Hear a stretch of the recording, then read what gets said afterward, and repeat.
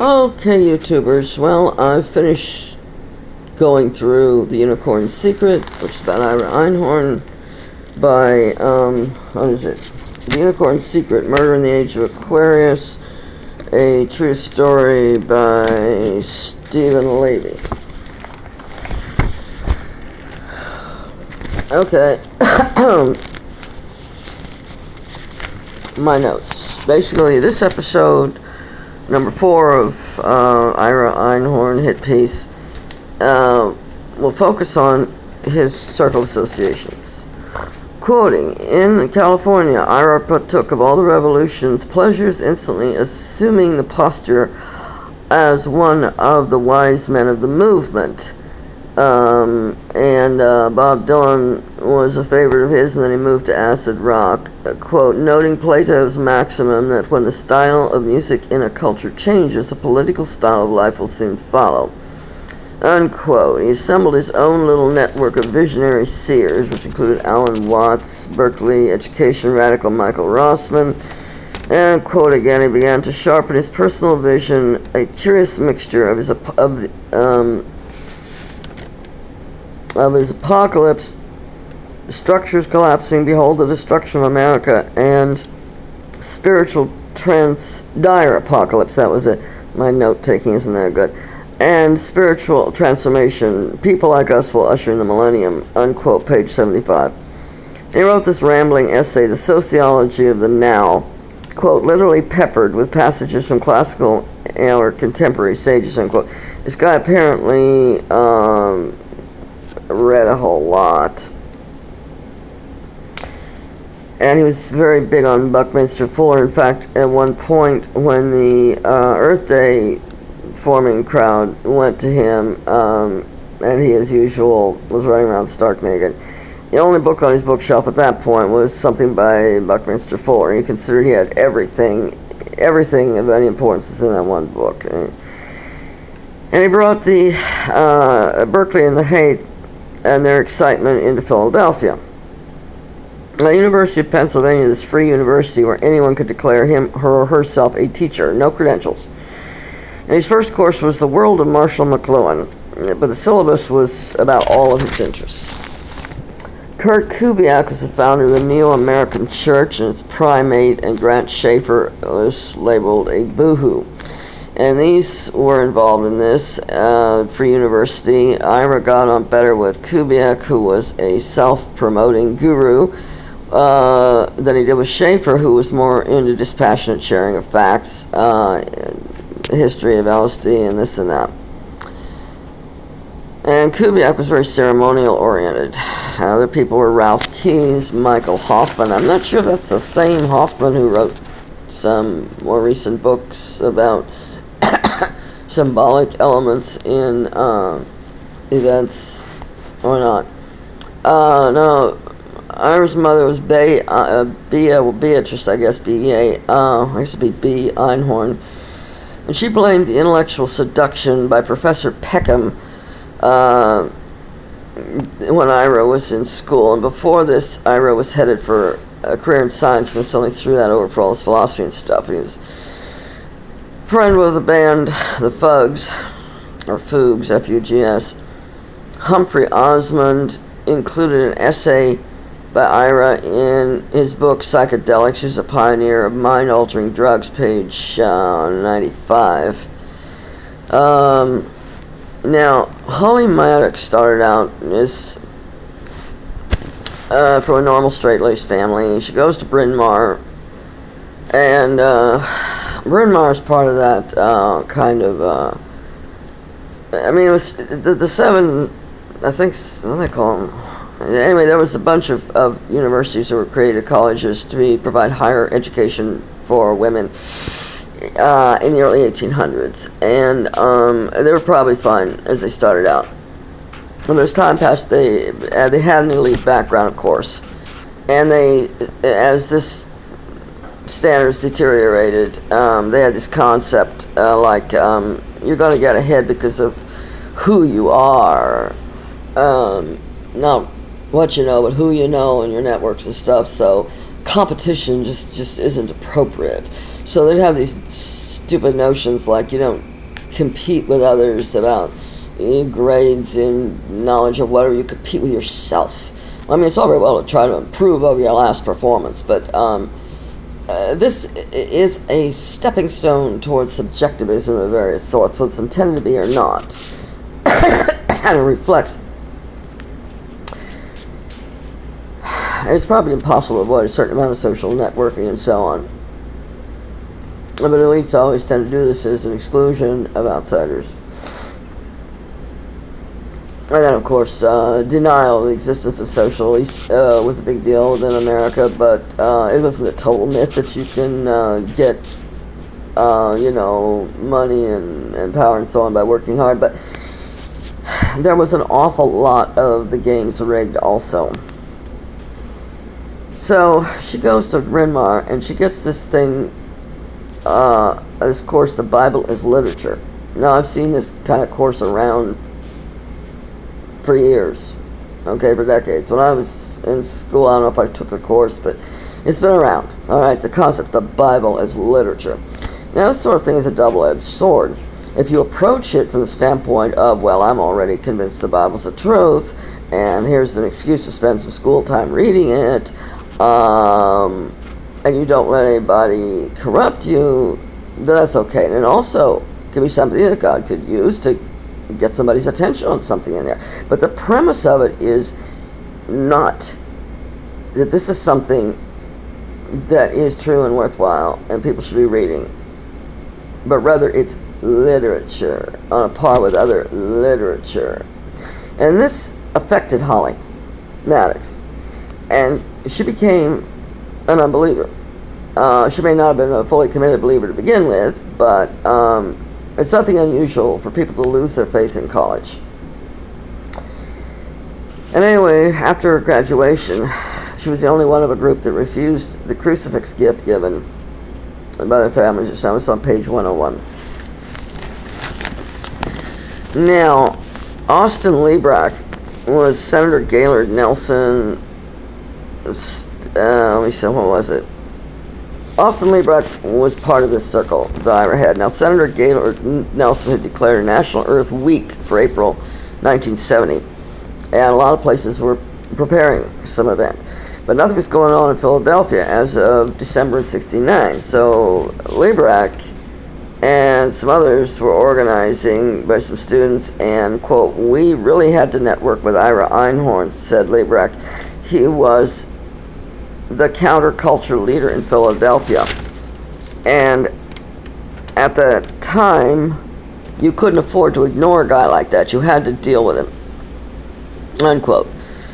And so they go to Ira, and I covered this in the earlier one. And then he unilaterally, as they put it in the book, reshuffled who was supposed to be on stage when. And Edmund Muskie was supposed to be on. Instead, he gets some band and himself on. Allen Ginsberg's another part of his circle. Dune author Frank Herbert, Nobel laureate George Wald, I guess that is. John Brennan, the General Electric PR executive, brought Ira into city's power structure. He was an Earth Day committee. He was on the Earth Day committee, and apparently this involved a lot of people. In those days, it wasn't that radical. It was part of the infiltration of radicalism into the mainstream. Moses Hallett, assistant vice president in organization planning at Pennsylvania Bell, wanted the company to be more responsive to the customers, and apparently turned to this countercultural element to try to figure out how to do that. And not to improve customer relations, how to do that. I mean, that's pretty easy, is respond to your customers' complaints and suggestions, but how to get these other people on board with actually doing it, who are in the company and ignoring them.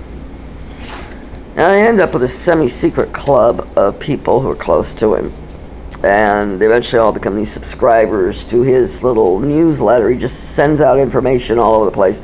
Anything he saw, anything he read, news clipping, whatever. Sometimes no comment, sometimes this is really important sort of statement, or I don't remember what the exact statement was. They include Russell Byers, Philadelphia, regional director of HUD.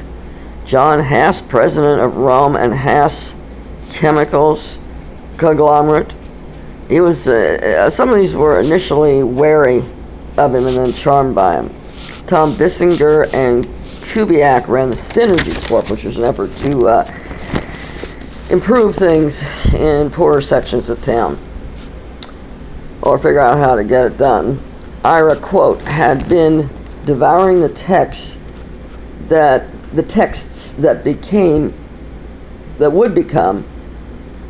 would be central to the New Age long before human potential or transformation or getting in touch with yourself became household terms, page 128.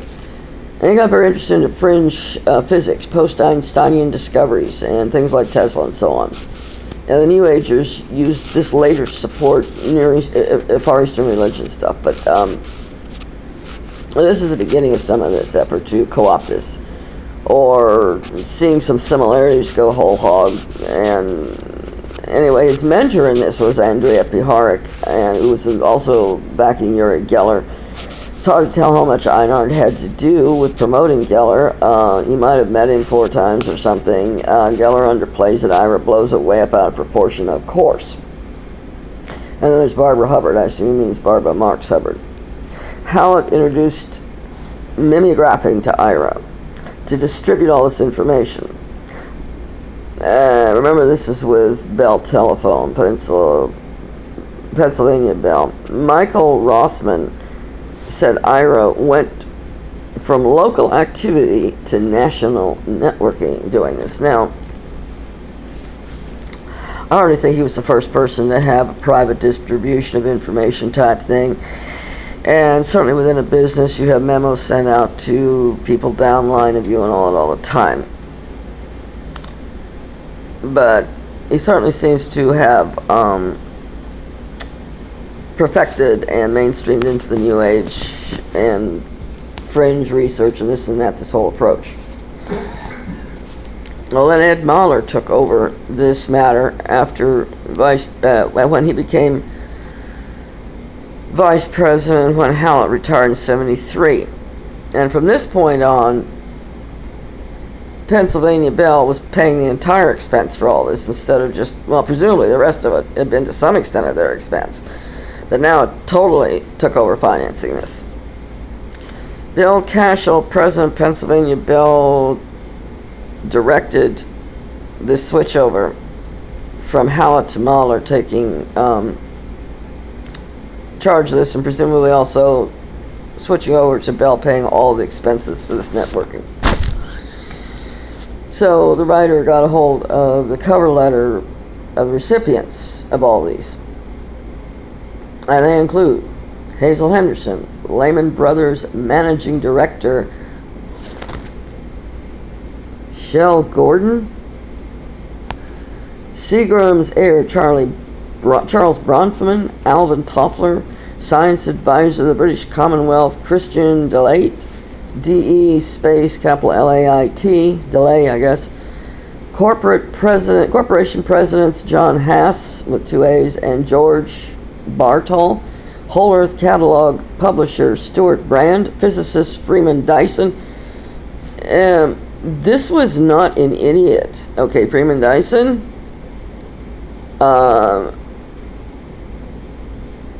The thing is that Ira could pull all kinds of useful stuff together that had some validity, had some interest. I see how he could use it and impress others.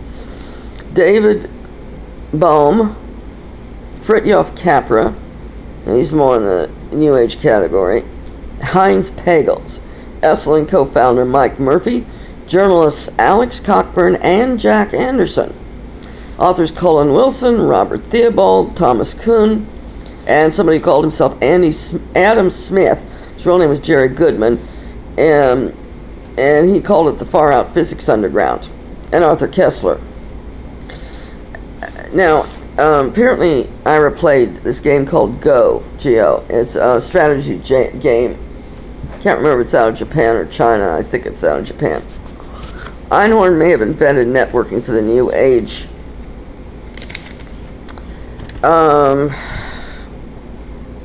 Or at least played a big role in its development. Now, I can't tell from the rest of the book how many of these people dumped him. A lot of them couldn't bring themselves to believe that he was guilty of this murder. As the author points out, something hiding in plain sight about him should have cued them there was a problem: his enormous ego. The trouble is, he was one of these egotistical people who actually had some capability. So, oh, I see, it was Shell Gordon. Yeah, it's right in front of me now. I'm quoting now, page 160, 161. Einhorn's network came under study in a 1978 Diebold Corporation study entitled The Emergence of Personal Communication Networks Among People Sharing Their Values and Their Possible Use in Sensitizing Operating Management. It compared the network to the committees of correspondence during the American Revolution and to the invisible colleges of science in Britain that thrived before scientific discussion was legalized in 1663. Well, I didn't know it was exactly illegal, but it was certainly regularized more. It claimed that much of our future resides in networks like Einhorn's. For Ira, the network was a foundation to which he could not only raise the planetary consciousness about the coming transformation, but also raise the planetary consciousness about Ira Einhorn. End of quote.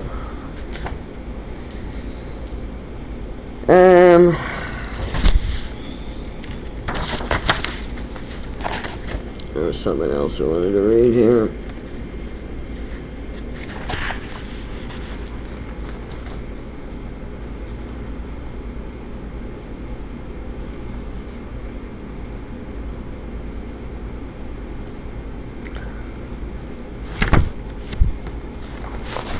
Now, the interesting thing is, okay, let's see what we got here. Okay, as I mentioned, he was involved also with other people like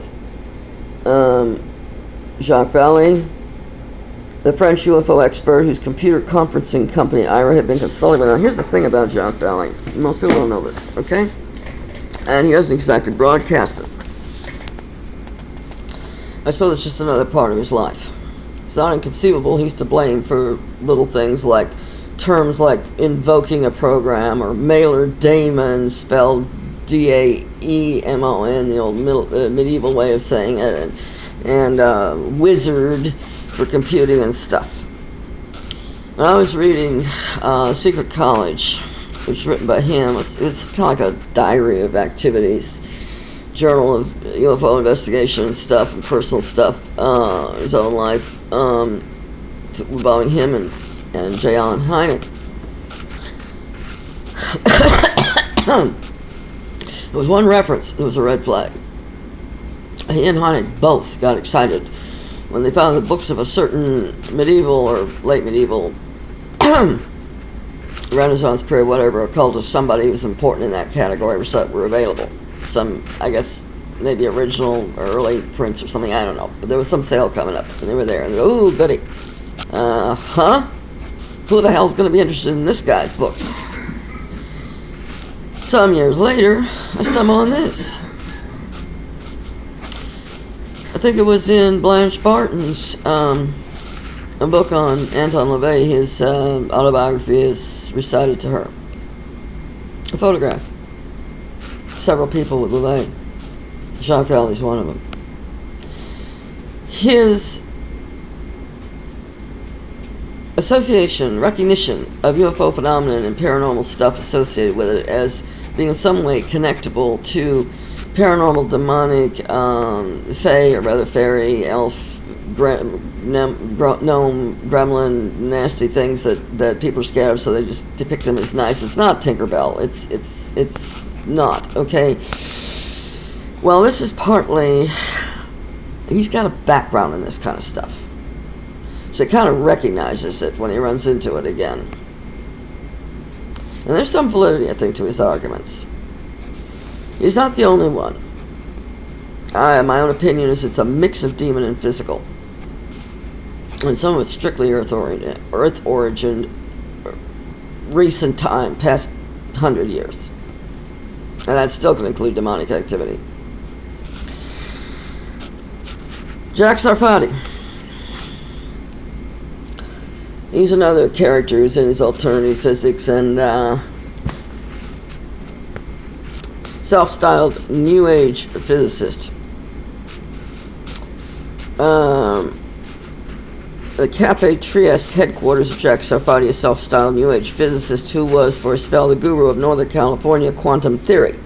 So there's somebody's in the legitimate scene, and he also got his own little spin-off what going.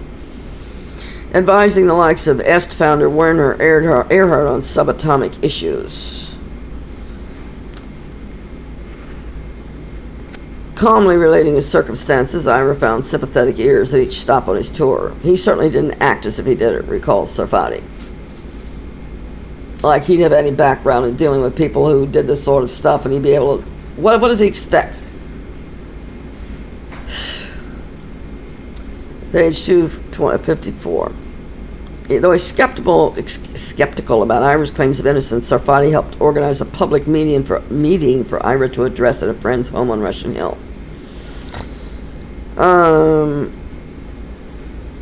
He was very calm, very together, extremely strong psychologically. Saul Paul, that's hyphenated Sirag, S-I-R-A-G, another physicist who attended the meeting, agrees with Sarfati's assessment. We were all very suspicious of him at that point, but the thing that impressed me was his incredible nonchalance, considering the enormity of what he'd been charged with.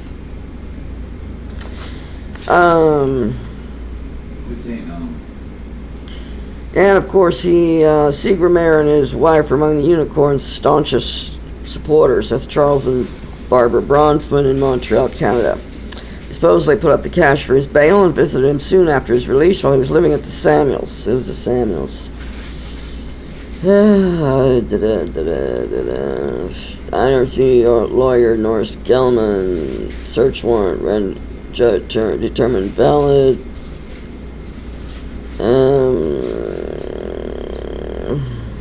Read the rest of that gravy.